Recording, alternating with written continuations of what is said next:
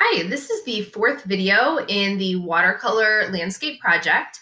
Today we're going to be talking about the paint. Before we start painting, it's very important that you understand what the requirements are. I want everyone to start with the painting requirements, and then you can work into your own sort of creative custom painting for the watercolor project.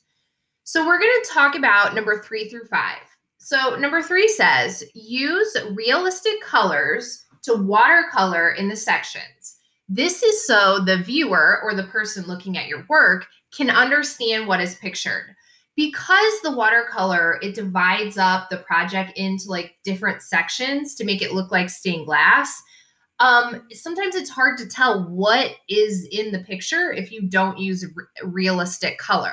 I realize the watercolor, it only has a few choices and it might not be absolutely realistic, but you want to do the best you can to try.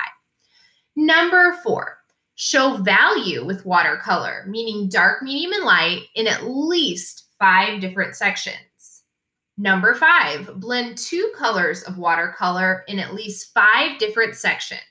Consider using colors that are next to each other on the color wheel because this will look better. These are called analogous colors. So let's start with number 4, showing value with watercolor with dark, medium, and light. So I'm going to switch to my document camera and I'm going to do my best. I know the screen is a little bit smaller. My cup of water is actually over here. It's just not in the screen. And then I have my watercolor. All right. So what I'm going to do first is I'm going to take my brush and I'm going to add water to the color that I want. So let's say I'm going to start blue for the ocean that I have here. I'm going to take my brush and I'm going to try to squeeze some water. And you can actually just do this too. All right, so I've got some watercolor in there. All right, swirl it around a little bit. You don't want to add too much water, but then you don't want to have not enough either.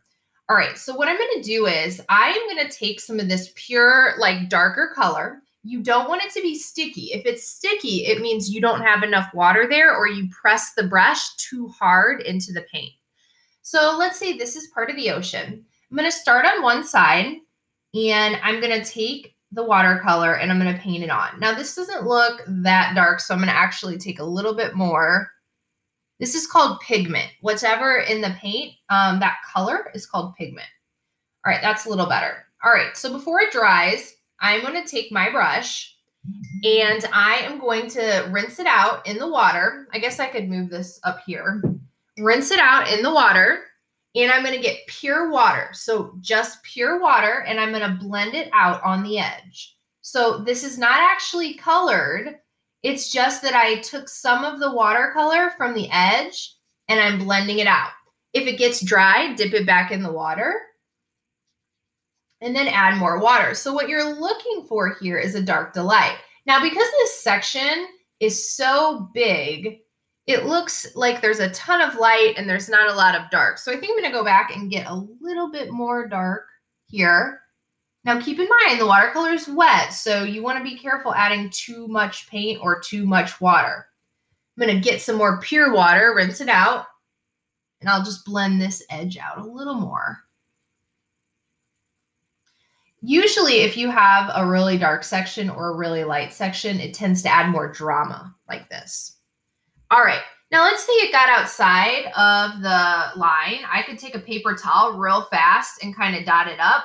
Most likely it's still going to have a little area where you can see where it actually was, but at least it doesn't look quite as bad. So I would definitely have a paper towel handy. All right, so let's say I'm ready to do my next section. So this is going to be blue too because it's the ocean.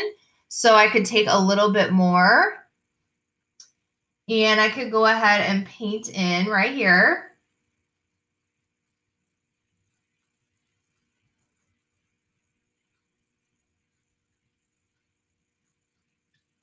And then I'm going to rinse my brush out, get pure water, because remember, you're getting pure water.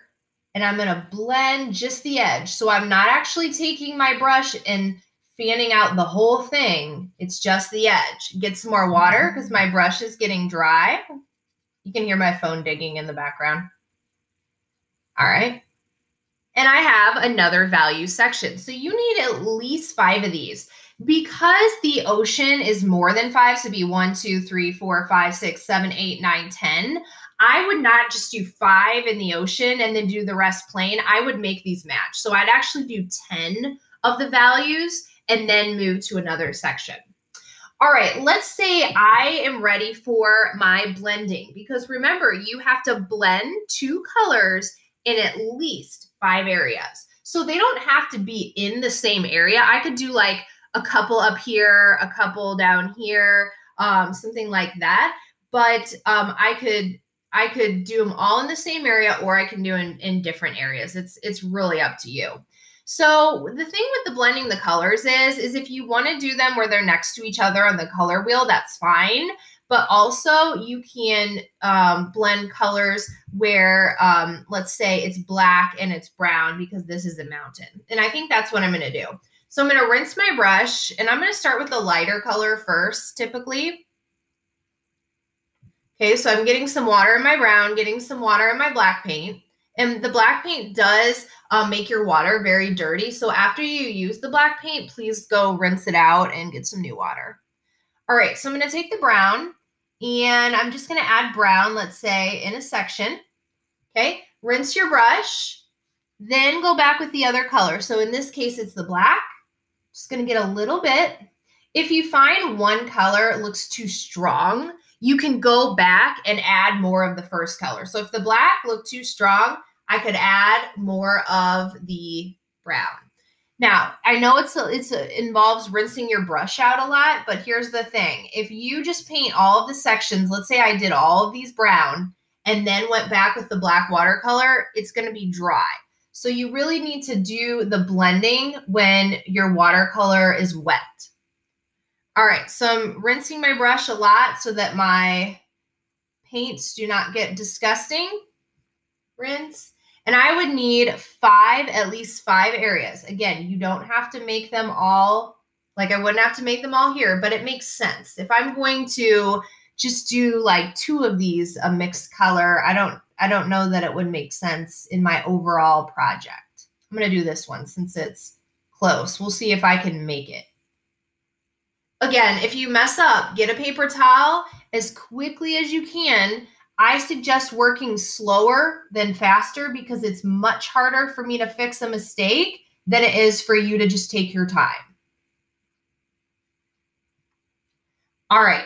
The last thing that you could do if you wanted to is you could mix colors. So let's say I do not have the right color for the beach over here. I could work on mixing colors in my tray. Now mine's still a little dirty, but yours should be clean. So what I could do is I could take yellow. You don't mix them in the actual oval pigment. You want to mix them only in the tray. So I could take, like, let's say a little bit of yellow, put it here, take a little bit of brown, and see if I can get more of a sandy color. Now I can see it looks a little sandy. That's not too bad. I could paint it in this area as like a mixture, and that's totally fine.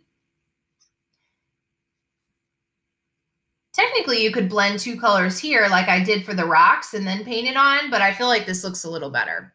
So I can blend, I can mix colors, just don't mix in these ovals, okay? If you have additional questions, please let me know, but keep in mind, I would do the 5 requirements with blending 2 colors and 5 areas of value before you move on to any custom painting. Let me know if you have questions.